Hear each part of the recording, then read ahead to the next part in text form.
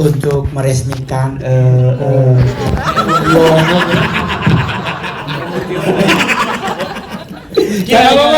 pesan yang ingin kakak mau sampaikan.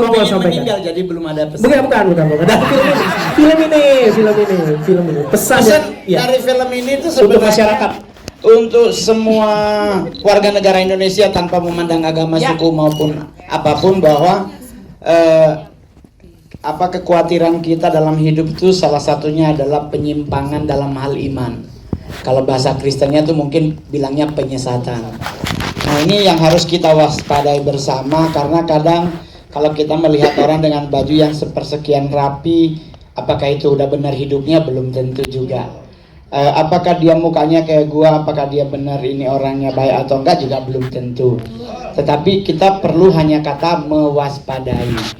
Jadi di film ini gue juga pas pertama kali dihubungi oleh Bro Tito, karena kebetulan kita juga udah pernah di satu komunitas ibadah yang sama. Jadi pas ditawarin, diajak ngobrol tentang gereja setan, saya selalu sangat ingin banget ketemu orang yang ingin ngomongin tentang satanik, bukan untuk mendalami, tapi bagaimana caranya sih kita melakukan sesuatu yang berguna dalam rangka tanda kutip menyelamatkan mereka-mereka yang terlibat dalam penyesatan tersebut.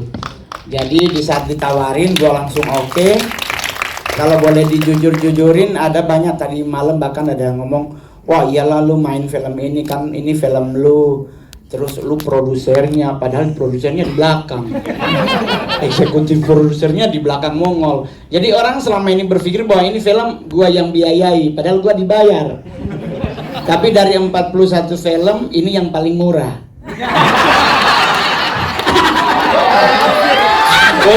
Iya. Tapi banyak orang bilang begini, kenapa lu ambil Ngol? Yang gua cari bukan soal duit, Bang. Kalau gua mau nyari duit, gua lebih milih stand up daripada main film. Karena main film lu sampai malam. Stand up 15 menit, thank you, gua Mongol masuk 150. Masih tetap stand up komedi termahal di Indonesia. Jadi yang gua cari di sini adalah apa yang ditulis oleh skenario, apa yang dijadikan sebuah karya oleh sutradara dan tim, terus dibiayai oleh produser dan eksekutif produser, bisa nyampe kepada masyarakat tanpa menimbulkan polemik yang berlebihan. Itu yang kita cari. Itu yang gue cari. Jadi sekarang pro dan kontra pasti tetap ada dalam setiap film. Saya dulu jadi bencong juga ditegur gereja. Karena kan anak Tuhan masa jadi bencong, tapi perpuluhannya diambil. Curhat lagi Pak Eko. Masa Pak Eko. Tapi kalau di film ini gue bersyukur banget, Koroi sangat dibilang humble, dan dia mau ada di lokasi syuting, mulai dari kita fitting baju juga beliau ada. Jadi benar-benar beliau sebagai yang punya uang tuh bukan wah ini kan film gue, enggak, tapi dia pingin berbagi bersama dengan kita dalam bentuk apapun. Jadi ini mudah-mudahan kedepannya film ini nggak cuma part 1 tapi bisa sampai part 3. Wow, ada sequel baru. Iya dong. Bahkan gue udah ngomong sama temen gue satu, gue bilang kalau seandainya lu punya temen punya duit lebih, ketemu sama Koroi, bikin berdua duitnya kumpulin, bikin part 3 tentang Sister of the Light. Aduh. Bongkar dikit tuh udah. Gas. Kita akan memberikan persembahan. Bukan ibadah. Dalam 2 kali ritual itu, dari sisi penggambaran muka sosok dapat Jonas, dapat. Kalau untuk yang lain, charmingnya dapat, pendiamnya dapat, tapi sekali dia melihat orang akan kayak telanjangnya. Iya, basar mama. Apa? Sister of the Light. Iya itu. Itu kan perempuan semua, itu kan surat. Kita juga bisa. Bisa ya Allah. Jalannya kayak cowok-cowok Scoopy. Masih dalam lanjut. Iya. Baik, 2 pertanyaan. Enggak, lu mau nanya buat Jonas lewat gua aja. Oh, boleh. Oke. Karena 11-12 Iya.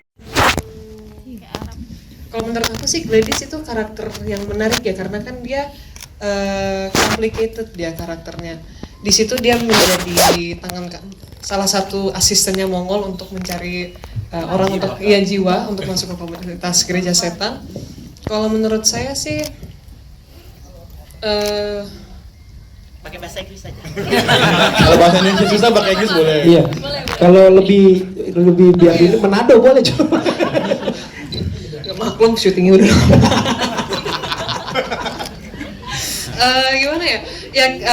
Gladys itu karakternya agak bisa dibilang sombong, bisa dibilang juga dia bener-bener karena sombong itu dia confident sama diri sendiri dan dia ngelakuin apapun itu ada tujuan, ada goalnya. Mau dia misalnya dia baik sama orang, mau dia misalnya jahat sama orang, dia pasti goalnya cuma satu doang sih. Oke. Kalau terutama itu apalagi goalnya buat gereja setan.